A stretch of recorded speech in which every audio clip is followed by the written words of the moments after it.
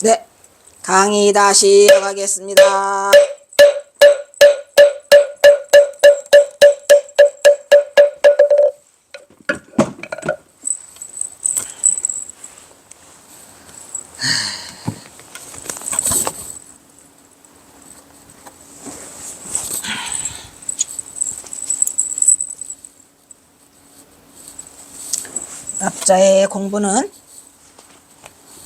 납자의 일생 공부는 임종에 필요한 것입니다. 그렇죠?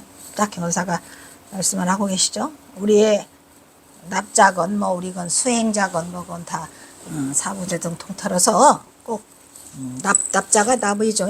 승복을 입은 승려를 말하는 건데 스님이 아니면 어떻습니까? 납자의 일생 공부는 뭐에 필요하다? 임종에 필요하다. 생사대사는 부상하고 재빠르게 해탈을 구함이 마땅하다 라는 말은 법화경에 이르기를 부처님께서는 일대사 인연으로 이 땅에 나타나셨다라는 뜻과 일맥상통한다. 이 땅에 일대사 인연이란 일체 중생을 구제하여 모든 생사서 해탈하여서 인연을 성불해서 하도록 하는 것을 의미한다고 본다. 즉 장부의 일대사 인연으로 가장 중요한 것은 성불이죠. 생사로부터의 해탈, 이 한마디가 바로 경호가 진흥에게 답하고 있는 거더라 이 말이야. 근데 그 일대사 인연, 장부가 해야 할 해서 끝마쳐야 할 그 일대사 인연은 그러면 어디다 써먹으려고? 어디다 써먹으려고? 에? 임종에 써먹으려고. 왜 임종에 써먹겠죠? 그리고 석가가 이 땅에 온 까닭이라고 말할 수 있겠다.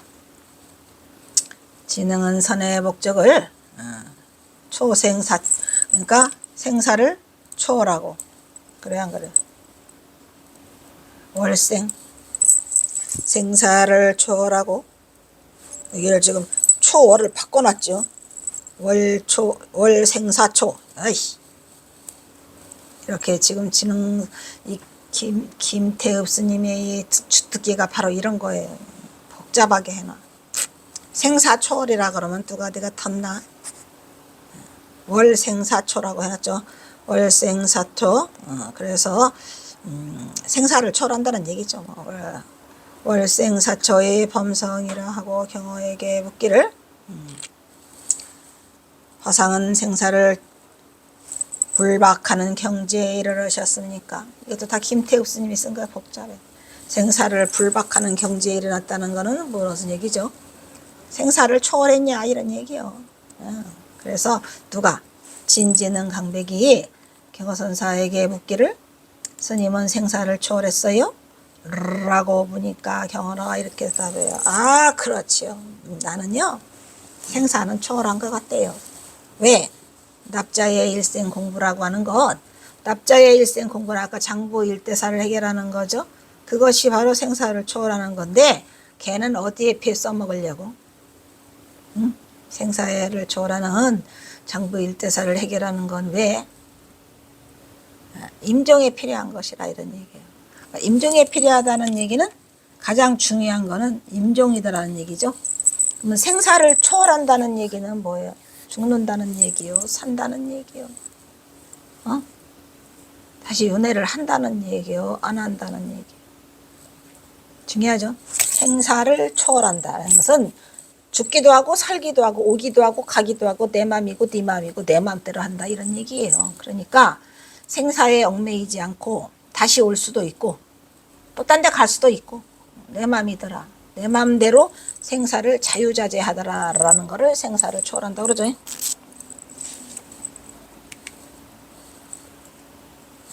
이것도 아까 했지. 진묵화상은 다시 태사에게 묻되, 여기서 진묵화상은 누구예요? 진묵이 아니라 진응화상. 진진응이죠. 진진응. 성은 진시고 이름은 진응이에요. 진진응화상은 다시 태사에게 묻되 선이라고 하는 것은 월생사초라, 월생사초 범성하자는 게 목적인데 여기서 월생사초 범성을 한꺼번에 하면은 성인을 초월하다, 범성을 초월하다는 얘기죠. 그래서 두 가지가 나와요. 생사초, 그 다음에 범성 이렇게 나온 거 자르는 거구만. 생사초, 생사를 초월하고 범성을 초월한다는 얘기니까 여기서 범성은 누구예요? 범인과 성인을 초월하는 거고 생사를 초월하는 거고, 그러니까 범성의 구분이 있다 없다? 없다. 범인이면 어떻고 성인이면 어떠냐, 그걸 다 초월해버렸더란 얘기고, 생이면 어떻고 사는 어떠냐, 생사를 다 초월해버렸더라 이런 얘기죠. 그게 목적인데 화상은 생사를 불박하는 경지에 이르렀습니까? 그렇죠. 납자의 일생 공부는 임종에 필요한 것입니다라고 한 것이다. 그러기에 동산 대목선사, 동산 대목선사야. 대목선사, 동산 양계 화상이 아니고 동산 대목선사도 임종할 때 문도들을 대하여 말하되 자고로 좌망자, 앉아서 세상을 떠난 자들은 무수하더라 말이야. 좌망자가. 그 다음에 임망자도 엄청 많아요. 망자. 그러니까 앉아서 죽고 서서 죽고를 말하는 거죠. 앉아서 죽고 서서 죽고는 무수하게 많대. 다 뭐더라? 어떤 지사라고 뭐라고 했단 말이죠? 요망지사다 이런 얘기. 요망, 우리가 요망하다는 말이 안 해. 요거 다 요망한 일이다. 그러니까 동산 대목선사가 임종할 때 문도들이 서서 죽고 앉아서 죽고 뭐 알아서 하고 임망자 또 뭐 좌망자들이 엄청 많잖아요. 그런 것들은 다 요망지사라고 말을 하고 있더라. 무슨 말이에요? 그게 무슨 뭐 큰 그게 아니고, 앉아서 죽을 수도 있고 서서 죽을 수도 있고 자기 년 따라갈 수도 있고. 우리 그 해월 스님은 어떻게 일반하셨죠? 해월 스님. 해월 스님은 점심 공양 맛있게 드시고 그 내원사에 뒷동산에 가서 솔방울 항상 따오셨잖아요. 솔방울 따는 그 망태기를 걸치시고 솔방울에 망태기를 툭 따고 집게로 이렇게 집어넣다가 열반하셨잖아요. 다 그거 뭐 예를 들어서 앉아서 죽은 자는 대단하고 서서 죽은 자는 뭐다, 그것이 아니란 얘기죠. 다 유망한 이야기고 그냥 인연 따라 가는 거다 이런 얘기예요. 그리고 또 우리 수월 스님은 어떻게 열반하셨죠? 수월 스님도 내내 똑같아요. 수월 스님도 정신공양 맛있게 드시고 냇가에 가서 평소 하던 대로 목욕을 싹 하시고 몸을 헐딱 벗으시고 그 당신께서 입으셨던 옷을 탈탈탈 네모 반듯하게 접어서 바위에 걸쳐 놓으시고 좌탈인망 하셨어요. 예, 그러니까 뭐 그런 것이 뭐 이렇게 중요하냐 이런 말이야. 뭐냐 앞에는 아까 다 유망지사라고 하면서 그 뭐죠?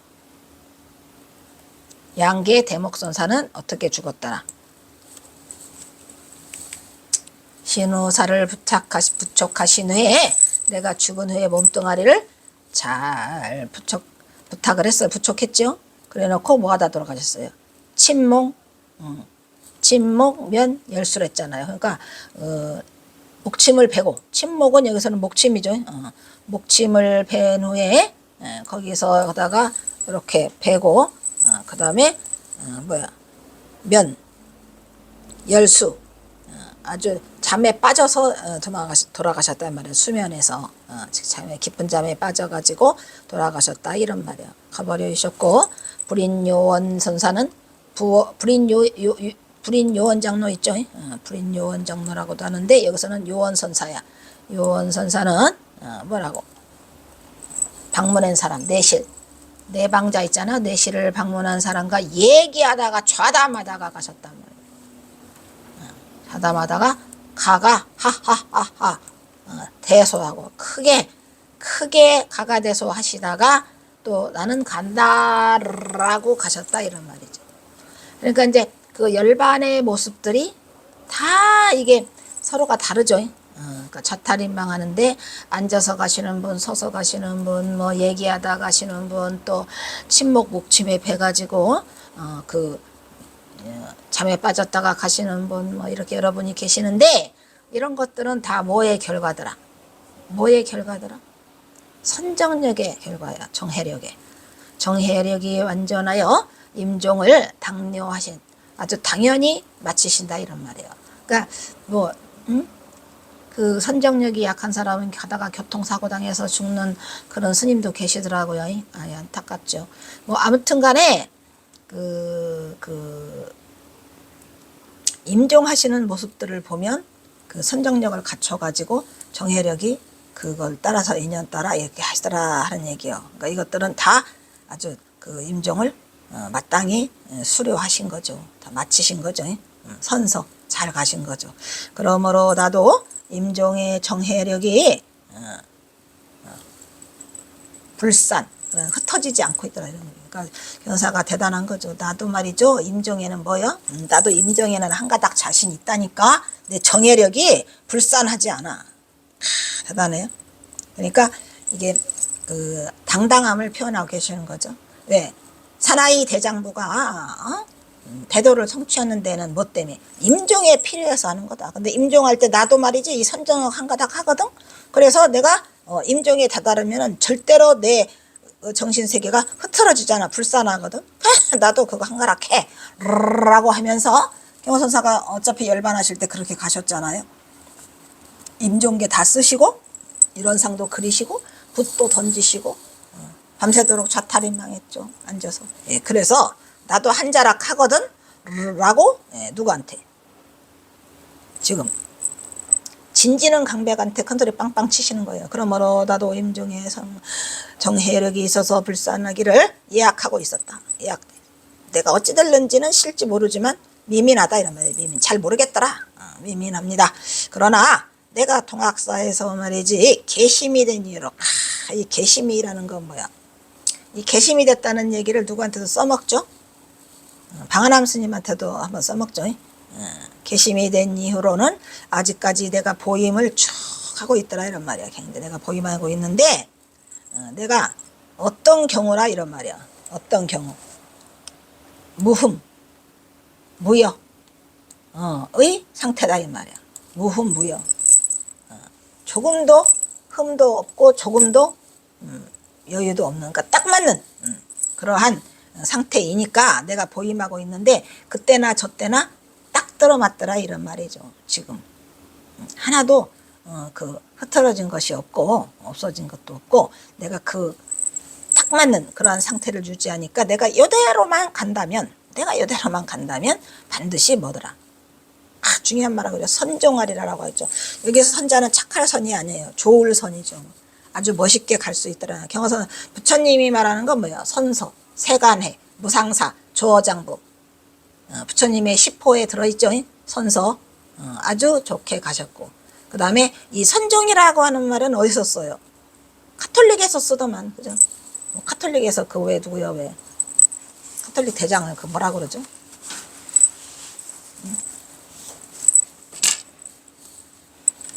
추기경이요. 뭐요?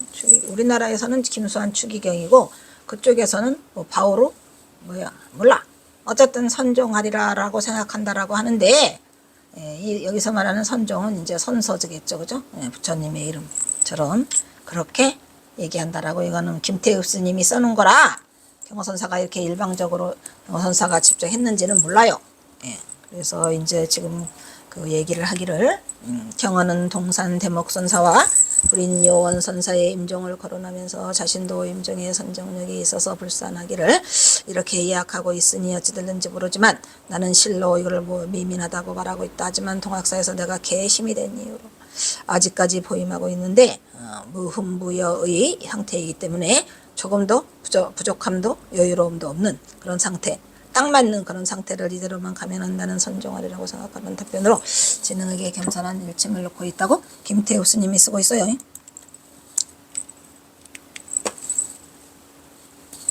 생사해탈은 수행자는 물론 삼라만상 범부 중생 죽음 앞에서 모두가 시급히 해결해야 할 일대사라고 본다. 그런 중에 항상 이제는 성공이 공성이에요. 그죠? 성품이 공함, 공성, 공성했죠.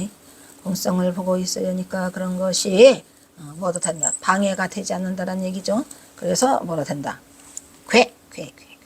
그런 거에 괴념치 않는다는 얘기죠. 그런 것이 괴념치 않게 되지는 않는구려 라고 진흥에게 당당히 말하고 있는 경우에 그 자리는 깨친 자의 견지에서 말하고 있다는 것을 알 수 있다 이 말이죠. 다음에 또 부제 16 부제 몇 번까지 있냐?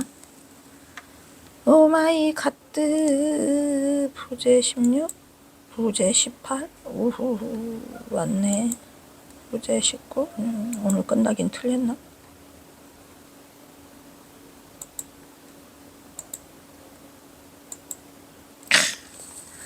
잘하면 끝날 것 같고 잘못하면 못 끝날 것 같고 그러네. 부재 16. 대사는 임의 생리상으로 과인의 력과 절인의 력을 가졌으니, 대사는 임의 원래대로 생리상으로 봐서 과인, 이 경허선사의 힘을 넘어서는 사람이 없더라라고 절인의 력을 가졌다. 어쨌든 힘이 세다, 장사다 이런 얘기에 남이 따라갈 수 없는 그런 힘을 가졌다라는 것을 지금 말하고 있죠. 경화가 주색을 즐겼다는 것은 김태읍의 주장대로 무엇보다도 그의 강건한 기질적인 바탕과 성격, 습기가 어느 정도는 바탕하고 있다고 보인다. 그 이유는 경화선사의 아버지가 이미 송두어기가 구척장신이랬죠. 주지하다시피 경화의 체구는 구척장신으로 발코기도 또한 예사롭지 않아 그에게 맞는 신발은 아예 구할 수 없었기에 경호는 늘 자신의 집신을 선수 삼아 자급자족할 정도였음은 이미 주지하는 바다. 구척장신에 당할 자 없는 괴력의 힘을 가진 경호는 역발산 기계세죠. 역발산 기계세의 힘을 가지고 있는 아주 천하장사여서 기인이죠. 괴력, 괴승 미루어 짐작할 수 있다고 봅니다. 이건 김태음 이야기예요.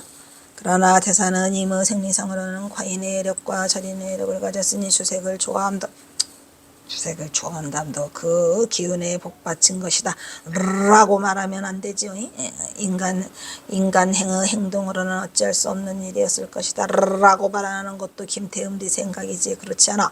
대사가 기력이 장사였던 것은 이상에서도 말을 하였지만 어느 때에는 해인사에서 인부에게 엽전을 운반하는데 장정이 엽전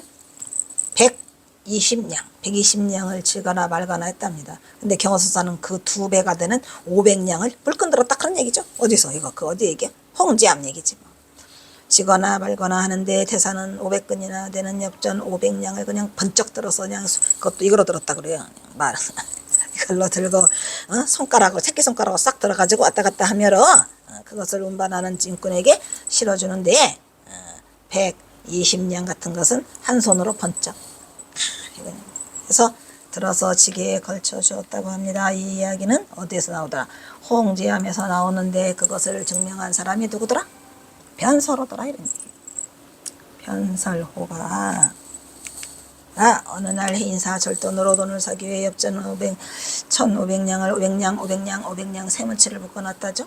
그런데 인경불사하고 남은 돈이 또 있었구만. 홍제암 고치는 데 썼고 이것도 인경불사하고 남은 돈으로 강당과 수선사의 운영을 위해 돈을 사려고 한 것이었답니다. 돈 샀군요. 일꾼들이 돈값인 역전 뭉치를 가지러 왔는데 경호가 먹던 홍지암 얘기 나오네. 내내 홍지암이 그 얘기가 그 얘기구만. 그러니까 경호가 먹던 홍지암에는 방이 2개 다란히 있었고 안방과 옆방 사이에는 큰 사이에 문이 있었고 옆방 앞 작은 문 밖으로 툇마루가 있었는데 그러자 일꾼들은 발이 더러워가지고 방에까지 들어오려고 하니까 찌뭇찌뭇해. 그래서 경호선사가 얼른 냅다 들어다줬다 이런 얘기요. 그때 어린 변서로가 있었다는 얘기고, 그때 변서로 3인은 항명에 시봉을 하며 항명 도일이가 도기가 셌더랬죠. 안방에다 엽전 1,500냥을 세워서 5개씩 세 뭉치를 만들어 놨어요. 500냥. 그러나 얼른 툇마루에까지 대다들 엄두를 내지 못하고서 이것을 본 경호가 먼저 한 손으로 500냥을 뭉치를 들어서 옆방으로 옮겨놓은 다음에는 남은 2뭉치를 불끈 들어가지고 또 갔다가 놨다 이런 얘기죠. 옆방에 마저 갖다 놓았다. 그리고는 다시 한 뭉치를 작은 문밖 툇마루로 대주었다. 경호의 힘은 한 손으로 500냥 뭉치를 한쪽 번쩍 들어 올릴 정도로 역발산 기계세였다고 합니다. 라고 하고 이번에는 17로 넘어가요. 부제 17. 대사는 누가 욕을 해도 나쁘게 여기는 성질이 이게 그 말이라니까. 경호선사는 누가 욕을 하건 뭐를 하건 간섭지 않아요. 개념치 않아요. 그래서 성질이 아니요. 하나는 이렇게 말한다. 그 행리를 연하여 보면 큰 키에 고인의 풍모를 갖춘 데다가 뜻과 기운이 가감하고 거세였으며 목소리는 큰정이 울리는 것 같은데 거침없는 변제를 갖추었고 경선사 목소리가 우르렁 우르렁 해서 강당이 쩌렁쩌렁 울렸다고 하지요. 그 목소리는 큰 종이 울리는 것처럼 그렇게 우렁우렁 했답니다. 그리고 거침없는 편지, 아주 말솜씨가 대단해. 그렇죠? 환경이 좋던 나쁘던 조금도 흔들림이 없어. 가고 싶으면 가고 서고 싶으면 서고 남 때문에 이런 거를 간과 이렇게 우회해서 돌아간다. 남 때문에서 우회해서 가는 일은 하늘이 무너져도 없더라. 내 마음대로 하는 일이 없었다. 이러한 탓으로 먹고 마심을 자유롭게 하고 있으면 먹고 없으면 안 먹고 고기가 있으면 먹고 술이 있으면 먹고 또 없으면 안 먹고 라고 먹고 마심을 자유롭게 하고 노래와 춤을 마음대로 하는 등 거침없이 행동함으로써 남의 의심과 비방을 아이 저게 깨친 자의 모습인가 라고 의심을 했겠죠. 경선사가 그걸 뭐라고 쓰리가 수연방광이랬죠. 수연방광 지내다가 라고 얘기를 하고 있는 대목이에요. 해인사에서도 또 어느 날에 조실방에서 백주의 어떤 주점에 부정 여자를 눈짓하여 들어오라고 해서 이것이 그냥 이 끝판왕이죠. 펌계를 하기 때문에 미쳤나 봐. 그런 얘기가 아니고 낮에 술을 동이째 그냥 집집마다 다 마셨다. 그리고 난 다음에 오셔서 해인사 대적광장에 들어가서 밤새도록 칼을 꽂았다. 뭐 그런 얘기가 있긴 하죠. 하지만 여기서 하기 때문에 들살을 말라서 나오게 되어도 들살이 뭐야 또.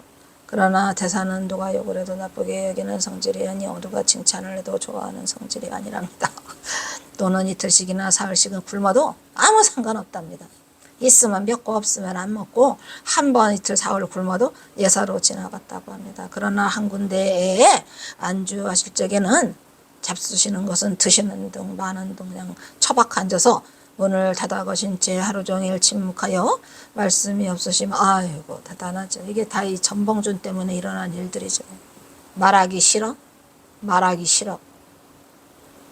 가짜네? 세상 일이 가짜지요. 그게 뭐여? 모처럼 큰맘 먹고 나라에 충성하고 백성을 사랑하는 제폭구민의 보국 안민의 뜻을 품고 한번 일어섰는데 쫄딱 망했어. 말하기 싫어. 안 먹어 밥. 뭐 그렇게 된 거.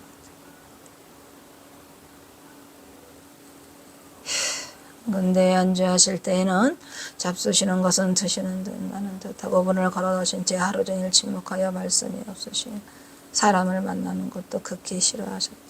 역시 하나님의 행정에 수록되어 있는 내용으로 이게 하남 스님의 내용으로 김태읍의 기록과 일치하는 부분이 있다 이런 얘기예요. 아마 경허선사가 그 북녘시에 지난번에 배운 거에 나오잖아요. 대도는 사람을 멀리하지 않는다고 그랬는데 내가 본의 아니게 대도를 성취했는데 사람을 멀리하게 됐어요. 말하기도 싫고.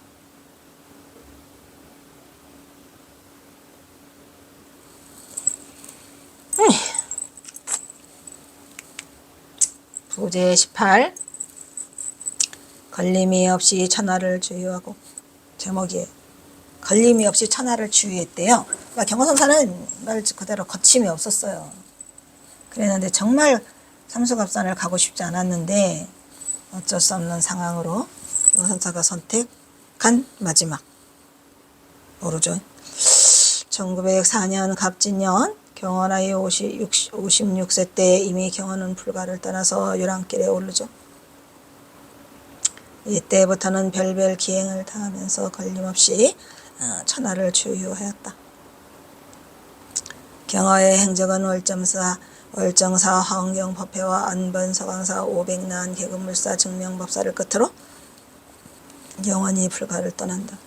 그의 종적은 그날 이후 종적을 감추고 말았다. 경허의 천진보살행은 이제 거침이 없었다. 또 거짓말. 그죠? 거침이 없는 게 아니라 계속 안전한 곳을 향하여 올라가셨죠. 근데 이렇게 쓸 수밖에 없는 거는 경허선사를 포장하기 위해서 북녘의 삼수갑산 행에 대한 자유행을 대자유인의 모습을 나타내기 위해서 이렇게 쓸 수밖에 없었다는 거죠. 슬픈 이야기.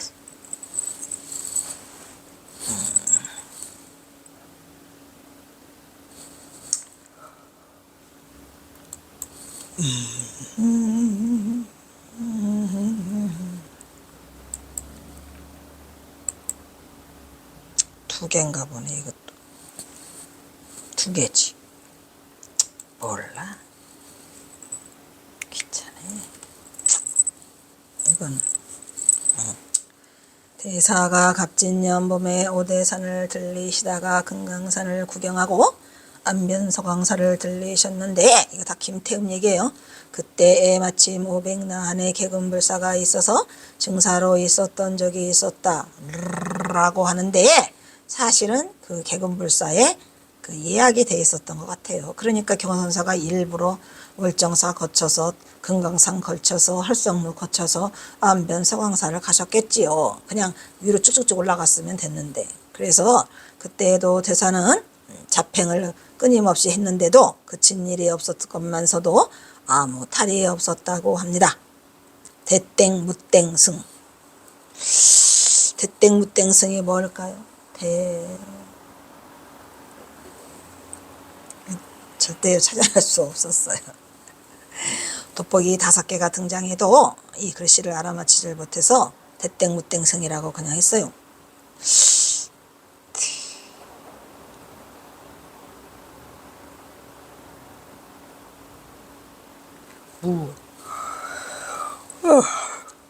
대땡무땡승이 어떤 불사든지에 참내하여 그 규칙을 불수하고 범계하면 곧 무슨 일이 있었는데,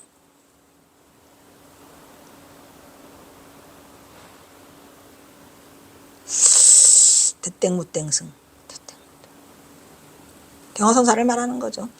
경허선사가 여기서 대땡무땡승이 된 거고, 불사를 어떤 데에 가서 참여하면 그 규칙을 다 지키지 못해. 그런데도 어떤 일이 있었는지는 무슨 일이 있는 법인데, 경허선사는 가면은 어디를 가든지 그런 일이 없었다. 뭔 짓거리를 해도 아무도 간섭함이 없었고, 또 뭐 그게 크게 대단하지 않아서 사람들이 고로 모두가 이상하다고 했다, 이런 얘기죠. 그러니까 이 대땡무땡승 때문에 그랬다는 얘기인데, 경허선사 거침이 없다, 이런 말이죠. 대땡무땡 무예승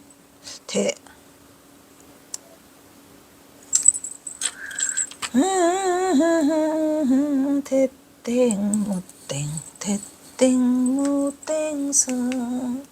이후 경허는 상체를 이미 떠나기로 모든 결심을 그치고 해인사를 떠난다. 그래서 제자 한한과의 이별을 너무나 아쉬워한다. 이제 경허는 그가 꿈속에서도 그리워하는 그의 마지막 종적지인 천정함에 들린다. 이는 그의 상체의 길을 작정하고 그의 마지막을 정리하는 비장한 행보다. 경허는 북쪽 먼 길 행장이 남학신 한컬레라고 하는데, 여기서는 집신 한컬레, 그죠? 집신구, 장구, 지팡이장, 집신구, 장구죠. 상체의 길을 누더기 한 벌 집어넣었어. 지팡이 하나, 남학신 한컬을 가지고 삼수갑산으로 길을 떠나더라, 이런 얘기죠. 떠났어? 오냐? 떠났다. 어쩔래? 떠났다. 부제 19. 구척 장신의 비승비속의 풍물을 꾸며가지고, 이것도 또 김태읍의 제목이에요. 제가 한 게 아니고. 구척 장신, 비승비속, 풍채. 경허의 행로는 걸림없는 활주로 했다. 걸림없는 활주로 아니었어요. 모르니까 그냥 걸림없는 활주로라고 썼겠죠. 누가? 제가. 그래서 홍연지도 엉터리였다니까요. 뭐가 나타나기 전까지는. 전봉준이 나타나기 전까지. 걸림없는 활주로가 아니고 그냥. 근데 이 경허선사가 처음에 이 삼수갑산으로 그 입성하는 모습은 당당했죠. 경허선사 뭐 모르고 그랬을 거예요. 남한만 벗어나면 내가 당당하니 하자라고 해가지고 어디까지는 안변서광사까지는 마냥 거침없이 올라가요. 왜냐? 그 월정사 들리는 거 보세요. 월정사 지금 삼수갑산 가게 생겼는데 지금 월정사 가게 생겼어. 그래서 월정사에 가서 그냥 얼마 동안, 석 달을 머물러요. 그냥 석 달 동안을 그냥 대방광물 화엄경을 하시면서 거기서 머물렀어요. 당당히 경허라는 이름으로.